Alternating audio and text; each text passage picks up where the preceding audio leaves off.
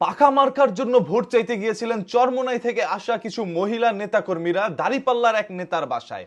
আর ঘটে গেল এক বিচিত্র ঘটনা। এই চরমোনাইয়ের পক্ষ থেকে আসা মহিলা নেতাকর্মীরা গিয়েছিল একটি হুজুরের বাসায় ভোট চাইতে।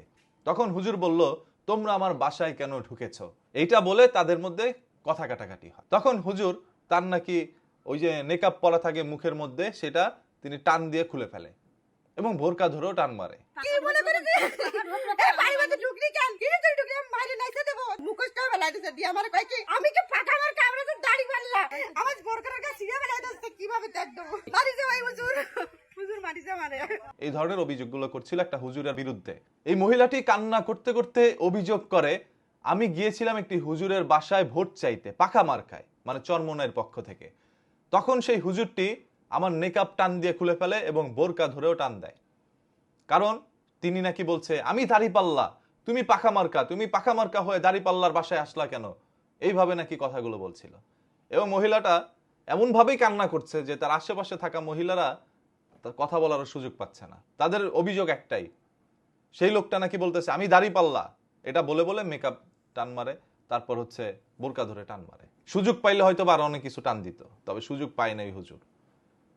এই ধরনের অভিযোগ করার পরে পুরো সোশ্যাল মিডিয়ায় মোটামুটি গরম হয়ে গিয়েছে যে তারা নাকি দেশ চালাবে, তাদের হাতে দেশ তুলে দিলে কি হবে মহিলাদের, এটা আগে থেকেই দেখেন আপনারা, এরা নাকি দেশটাকে চুষে খাবে, জামায়াত ইসলাম আর কি। এইভাবে অভিযোগ করা হচ্ছে কমেন্টের মধ্যে। আর এই মহিলাগুলো বারবার বলতেছে আমাদের উপরে দাড়িপাল্লার লোকেরা এইভাবে কেন বোরকা টানাটানি করলো। খুব সুন্দর একটা এখানে গেম সাজানো হয়েছে। আপনারা যদি স্বচ্ছভাবে দেখেন তাহলে আপনাদের চোখে ধরা খাবে। চরমোনাই থেকে আসা খুলনা এক আসনের এই সকল মহিলা নেতাকর্মীরা অভিযোগ করছে দাড়িপাল্লার বিরুদ্ধে, যাতে করে মানুষ ভাবে যে দাড়িপাল্লায় ভোট দেওয়া যাবে না, তারা খুব খারাপ লোক। যদি এরকম ঘটনা আসলে ঘটে থাকে, অবশ্যই খারাপ কাজ করছে, মহিলাদের শরীরে টাচ করা উচিত হয় না। কারণ দাড়িপাল্লারও মহিলা নেতাকর্মীরা তারাও কিন্তু মানুষের বাসায় ভোট চাইতে যায়। তখন যদি পাকা মার্কার কেউ তাদের বোরকা ধরে টান মারে, তাহলে জিনিসটা খারাপ না? এই পাকা মার্কায় কয়দিন আগে বলছে যে জামায়াত ইসলামের নেতাকর্মীদের আশেপাশে মহিলারা থাকে, যার কারণে আমি তাদের ওইখান থেকে সরে আসছি, তারা ইসলামের বিরুদ্ধে কাজ করে, তারা ইসলামী শরিয়া শাসন চায় না, ইসলামের শরিয়া তারা মানে না, যার কারণে আমি তাদের জোট ছেড়ে দিছি। এখন আবার তাদেরই দলের মহিলারা ভোট চাইতে যায় অন্য বাসার মধ্যে। দেখেন, মানে দুই পক্ষেরই কিন্তু মহিলা নেতাকর্মী আছে। কারণ বাসার মধ্যে হুজুররা ঢুকলে সেটা কেলেঙ্কারি লেগে যাবে, এটা তো ঢুকা যায় না, মন চাইলেও ঢুকতে পারে না। এই জন্য তারা মহিলা কর্মী নিছে।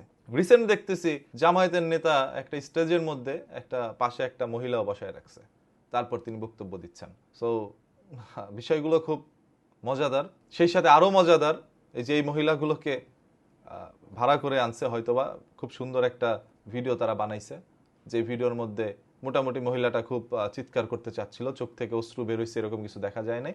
পিছনের মহিলাগুলো খুব স্বাভাবিকভাবেই দাঁড়িয়ে আছে। তাদের সামনে যদি এরকম কোনো ঘটনা ঘটেই যায়, তাহলে সবাই মিলে তো হুজুরটাকে ধরতে পারতো, তখনই ওইখানেই প্রতিবাদ করতে পারতো। তাদের সবার হাতে স্মার্টফোন থাকে, ওই ভিডিওগুলো করতে পারতো।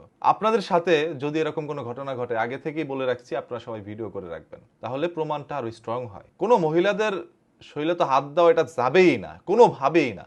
সেই রকম ভাবে আবার আপনারা মহিলা কর্মী নিয়ে প্রচারণাও চালাতে পারবেন না। এটা হচ্ছে পাকা মার্কার জন্য বললাম, কারণ পাকা মার্কা মহিলাদের সমর্থন করে নাই। তারা মহিলা কর্মী নাকি রাখবে না জামাতের মতো করে, তো তারাও রাখছে ভাই। আর মুখ দিয়ে কিছু আসতেছে না, আর ভাল লাগতেছে না নির্বাচনের সামনে এত নাটক দেখতে।